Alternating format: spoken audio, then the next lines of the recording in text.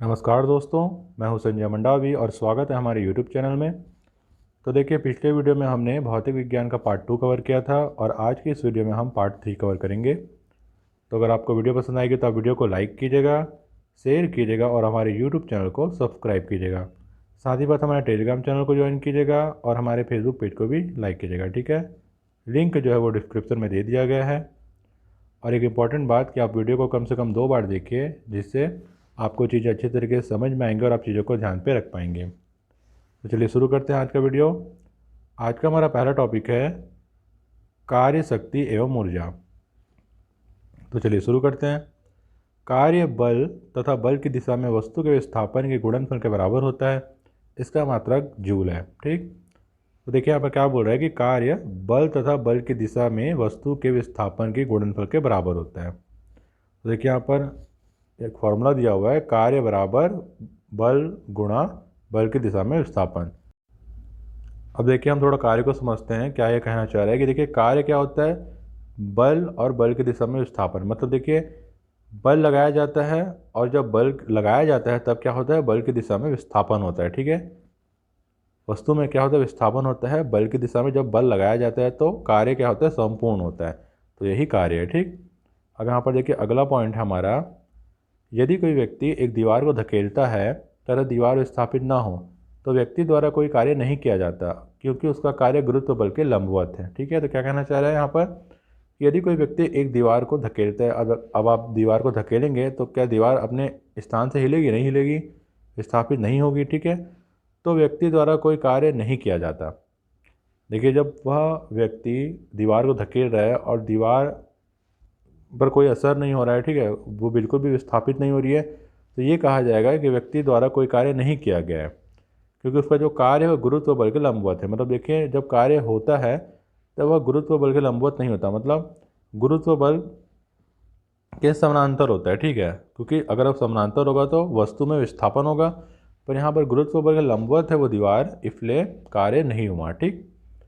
अब यहाँ पर देखिए अगला पॉइंट है हमारा, यदि कोई व्यक्ति किसी पिंड को पृथ्वी की सतह से ऊपर उठाता है तो उसके द्वारा किया गया कार्य धनात्मक होगा, ठीक है। क्या करना चाह रहा है कि यदि कोई व्यक्ति क्या कर रहा है, किसी पिंड को पृथ्वी की सतह से ऊपर उठाता है, ऊपर उठा रहा है किसी वस्तु को पृथ्वी से, तो वो उसका कार्य क्या होगा, धनात्मक होगा।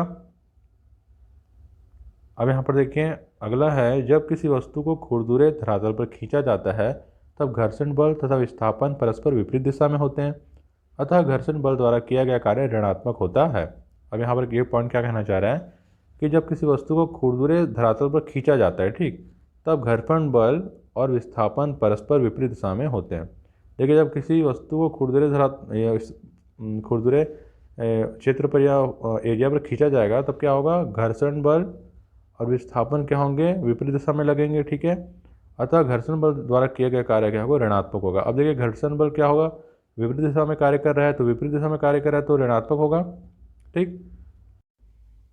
तो देखिए यहाँ पर अगला पॉइंट है हमारा, यदि बल व विस्थापन परस्पर लंबवत है तो किया गया कार्य शून्य होता है, ठीक। यहाँ पर क्या कहना चाह रहे हैं कि बल और विस्थापन अगर परस्पर लंबवत होंगे तो किया गया कार्य शून्य होगा। तो हमने पहले ही पढ़ा कि अगर कोई व्यक्ति दीवार को धकेलता है तो वह विस्थापित नहीं होती है, तो इसका मतलब क्या है कि गुरुत्व बल क्या है, लंबवत है। इसका मतलब किया गया कार्य जो है वो शून्य होगा, मतलब व्यक्ति द्वारा किया गया कार्य शून्य होगा, क्योंकि दीवार जो विस्थापित नहीं हुई, ठीक, चाहे वह कितनी शक्ति क्यों न लगाए। तो वही यहाँ कहना चाह रहा है सेम चीज़ कि बल और विस्थापन परस्पर लंबवत हैं तो किया गया कार्य शून्य होगा। अब यहाँ पर देखिए ऊर्जा, ठीक। यहाँ पर देखिए लंबवत का मतलब मैं आपको बता देता हूँ। देखिए लंबवत मतलब देखिए इस तरीके से, ये इस तरीके से होगा, ठीक है, ये। तो देखिए ये एक तरफ F है, मतलब हमारा बल है, और एक तरफ अपना विस्थापन है। तो इस तरीके से अगर होगा तो कार्य जो है वो शून्य होगा, ठीक है। W जो होगा वो शून्य होगा, ध्यान पर रखिएगा। तो देखिए पॉइंट कि किसी वस्तु की कार्य करने की क्षमता को उस वस्तु की ऊर्जा कहते हैं। तो सिंपल सी चीज़ है कि किसी वस्तु की कार्य करने की क्षमता को क्या कहते हैं, उस वस्तु की ऊर्जा। अब देखिए एग्जाम्पल लेते हैं हम कि कोई व्यक्ति अगर बहुत ज़्यादा कार्य कर रहा है तो वह उसकी व्यक्ति की ऊर्जा है, ठीक है, मतलब उसकी ऊर्जा अधिक है इसलिए वो अधिक काम कर रहा है। और अगर कोई व्यक्ति कम काम कर रहा है तो वह उसकी ऊर्जा है, मतलब कम ऊर्जा है उसके पास, इसलिए वह कम काम कर रहा है। बस वही सिंपल सी चीज़ है। अब यहाँ पर देखिए अगला है यहाँ पर पॉइंट हमारा कि ऊर्जा एक अदिश राशि है और इसका मात्रक जूल है। ठीक है, तो अदिश राशि मैंने पहले ही बताया कि अदिश मतलब जिसमें दिशा नहीं होती पर परिमाण होते हैं, और सदिश राशि वो राशि है जिसमें दिशा भी होते हैं और परिमाण दोनों होते हैं। ठीक, और इसका मात्रक क्या है ऊर्जा का, तो जूल है, ध्यान पर रखिएगा। अगला यहाँ पर पॉइंट है गतिज ऊर्जा किसी वस्तु की गति के कारण उत्पन्न ऊर्जा को गतिज ऊर्जा कहते हैं। ठीक, क्या कहना चाह रहे हैं पॉइंट कि किसी वस्तु की गति के कारण उत्पन्न ऊर्जा को गतिज ऊर्जा कहते हैं। तो देखिए नाम से स्पष्ट है, गतिज ऊर्जा मतलब गति के कारण उत्पन्न हुई ऊर्जा, गतिज ऊर्जा। तो देखिए अगर कोई वस्तु गति कर रही है और उस गति के कारण अगर कोई ऊर्जा उत्पन्न होती है तो उसे क्या कहेंगे, गतिज ऊर्जा कहेंगे। यहाँ पर देखिए फॉर्मूला दिया हुआ है के बराबर 1/2 mv²। अब देखिए जो mv2 लिखा हुआ है ना, ये एक्चुअली में mv² है। ठीक है, ध्यान पर रखिएगा, mv², ये इस तरीके से लिखा हुआ है। ठीक है, के ई बराबर 1/2 mv²। ठीक, ये इस तरीके से। अब यहाँ पर देखिए स्थितिज ऊर्जा किसी वस्तु की स्थिति के कारण उत्पन्न ऊर्जा को कहते हैं। ठीक, किसी वस्तु की स्थिति के कारण जो ऊर्जा उत्पन्न होती है उसे स्थितिज ऊर्जा कहते हैं, नाम से स्पष्ट है। तो यहाँ पर देखिए इसका भी फॉर्मूला दिया हुआ है, P E equal to M G H, जहाँ पर एम होगा द्रव्यमान, जी होगा गुरुत्वीयमान। ठीक, अब यहाँ पर देखिए अगला हमारा टॉपिक है ऊर्जा रूपांतरित करने वाले कुछ उदाहरण। तो देख लेते हैं कौन कौन से उदाहरण हैं जो कि ऊर्जा को रूपांतरित करते हैं। तो देखिए पहला है विद्युत बल्ब। ये क्या करते हैं, विद्युत ऊर्जा को प्रकाश व ऊष्मा ऊर्जा में परिवर्तित करते हैं। ठीक, ध्यान रखिएगा, क्वेश्चन बनता है ऐसे। अगला यहाँ पर देखिए सोलर सेल, यह क्या करता है, सौर ऊर्जा को विद्युत ऊर्जा में बदलता है। ठीक है, ध्यान रखिएगा। अगला यहाँ पर देखिए मोमबत्ती, यह क्या करता है, रासायनिक ऊर्जा को प्रकाश व ऊष्मा ऊर्जा में परिवर्तित करता है। फिर है देखिए अगला बैटरी, जो कि क्या करता है, रासायनिक ऊर्जा को विद्युत ऊर्जा में बदलता है। अब देखिए बैटरी को आपने जब खोल कर देखा होगा तो उसमें ग्रेफाइट होता है और कई सारी चीज़ें रासायनिक चीज़ें होती हैं। तो देखिए वो विद्युत ऊर्जा का भी काम करता है। तो वो क्या करता है, अपने अंदर जो रासायनिक चीज़ें हैं उन्हें परिवर्तित करता है विद्युत ऊर्जा में, मतलब रासायनिक ऊर्जा को विद्युत ऊर्जा में बदलता है। ठीक, अब यहाँ पर देखिए अगला है डायनमो। ठीक है, यह यांत्रिक ऊर्जा को विद्युत ऊर्जा में बदलता है, क्वेश्चन बन सकता है। अगला यहाँ पर देखिए विद्युत मोटर, जो कि विद्युत ऊर्जा को यांत्रिक ऊर्जा में बदलता है। ठीक है, विद्युत देखिए आप बिजली से कनेक्ट करेंगे विद्युत मोटर को, तो देखिए मोटर कैसे घूमता है, तो क्या हुआ, विद्युत ऊर्जा को यांत्रिक ऊर्जा, मतलब मोटर का घूमना क्या हुआ, यांत्रिक ऊर्जा हुआ। तो विद्युत ऊर्जा को क्या किया, यांत्रिक ऊर्जा में बदला, मतलब बिजली के कारण मोटर घूम रहा है तो वो विद्युत ऊर्जा को यांत्रिक ऊर्जा में बदलना हुआ। अब यहाँ पर देखिए अगला है माइक्रोफोन। ठीक है, यह ध्वनि ऊर्जा को विद्युत ऊर्जा में बदलता है। ठीक, उसके बाद देखिए हमारा आखिरी है देखिए लाउड स्पीकर। यह क्या करता है, विद्युत ऊर्जा को ध्वनि ऊर्जा में बदलता है। अब देखिए आप लाउड स्पीकर को अगर आप बिजली से कनेक्ट करेंगे तो वो क्या करेगी, साउंड म्यूजिक सुनाई देगा। तो क्या हुआ, विद्युत ऊर्जा से कनेक्ट होकर वो क्या किया, ध्वनि ऊर्जा में बदला। तो विद्युत ऊर्जा को ध्वनि ऊर्जा में बदलता है कौन, लाउड स्पीकर। ठीक है, अब यहाँ पर अगला टॉपिक हमारा शक्ति। तो कार्य करने की दर को शक्ति कहते हैं। सिंपल सी चीज़ है कि कार्य करने की दर को क्या कहा जाता है, शक्ति कहा जाता है। और कार्य क्या है, शक्ति क्या है, एक अदिश राशि है और इसका मात्रक वाट है। तो देखिए अदिश राशि मैंने बताया था कि जिस राशि में दिशा नहीं होती पर परिमाण होता है वह क्या कहलाती है, अदिश राशि कहलाती है। तो शक्ति क्या है, अदिश राशि है, शक्ति में दिशा नहीं पर परिमाण है, और इसका मात्रक क्या होता है, वाट होता है। तो शक्ति का मात्रक क्या है, वाट, ध्यान रखिएगा। अगला यहाँ पर देखिए 1 वाट घंटा बराबर क्या होता है, 3600 जूल होता है। और 1 किलोवाट घंटा बराबर 36 × 10⁶ जूल, क्वेश्चन बन सकता है। और 1 अश्व शक्ति बराबर होता है 746 वाट। क्वेश्चन बन सकता है कि एक अश्व शक्ति बराबर कितने वाट होते हैं, तो 746 वाट होते हैं। ठीक, अब यहाँ पर देखिए हमारा अगला टॉपिक है गुरुत्वाकर्षण। तो देखिए गुरुत्वाकर्षण वह आकर्षण बल है जिससे पृथ्वी किसी वस्तु को अपने केंद्र की ओर खींचती है। पृथ्वी के गुरुत्व के कारण ही पृथ्वी पर वायुमंडल उपस्थित है। तो देखिए क्या कहना चाह रहे हैं पॉइंट, कि गुरुत्वाकर्षण वह आकर्षण बल है जो जिससे पृथ्वी किसी वस्तु को अपने केंद्र की ओर खींचती है। देखिए पृथ्वी क्या करती है, अपने गुरुत्वाकर्षण बल के कारण हर वस्तु को अपनी ओर खींचती है। ठीक है, तो देखिए पृथ्वी क्या करती है, गुरुत्व साथ ही साथ देखिए वह क्या करती है, वायुमंडल को भी अपनी ओर खींच के रखी हुई है। तो देखिए हमारे पृथ्वी में जो वायुमंडल उपस्थित है वो पृथ्वी के गुरुत्वाकर्षण बल के कारण ही है, क्योंकि गुरुत्वाकर्षण बल ने क्या किया है, पृथ्वी के मतलब जो वायुमंडल है उसको अपनी ओर खींच के रखा हुआ है। तो देखिए गुरुत्वाकर्षण नहीं होता तो पृथ्वी में जीवन संभव ही नहीं है। ठीक है,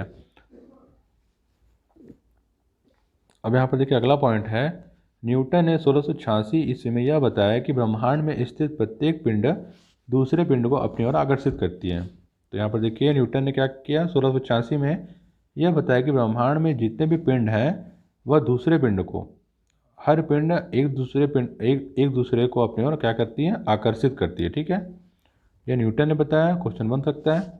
ठीक है, इस तरीके से क्वेश्चन भी आ जाते हैं कि ब्रह्मांड में स्थित प्रत्येक पिंड दूसरे पिंड को अपनी ओर आकर्षित करती है। यह किसने बताया, तो न्यूटन ने बताया 1686 ईस्वी में। ठीक है, अब यहाँ पर हमारा अगला टॉपिक है गुरुत्वाकर्षण का सार्वत्रिक नियम।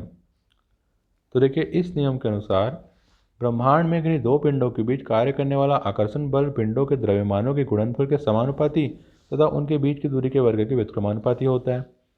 तो देखिए ये पॉइंट क्या कहना चाह रहे हैं कि गुरुत्वाकर्षण के सार्वत्रिक नियम के अनुसार ब्रह्मांड में किन्हीं दो पिंडों के बीच कार्य करने वाला जो आकर्षण बल होता है वह पिंडों के द्रव्यमानों के गुणनफल के समानुपाती और उनके बीच की दूरी के व्युत्क्रमानुपाती होता है। मतलब देखिए जो दो पिंड हैं उनके बीच जो आकर्षण बल लगता है वह उन पिंडों के द्रव्यमान या भार के समानुपाती होता है ना, भार के गुणनफल के समानुपाती होता है, मतलब उन्हीं के समान अनुपात में होता है, पर उनके बीच की दूरी के वर्ग के व्युत्क्रमानुपाती होता है, मतलब उनके बीच की दूरी के वर्ग के क्या उल्टा होता है। ठीक, मतलब समझ जाओ क्या कि जो दो पिंडों के बीच जो आकर्षण बल लगता है और जो उन दोनों पिंडों का जो द्रव्यमान है वो लगभग सेम होता है, पर उनकी जो दूरी है वो उनके द्रव्यमान और आकर्षण बल से जस्ट उल्टा होता है। ठीक है, अब यहाँ पर देखिए अगला है, इस बल की दिशा पिंडों को मिलाने वाली रेखा के अनुदिश होती है। अब देखिए जो गुरुत्वाकर्षण बल की जो दिशा होती है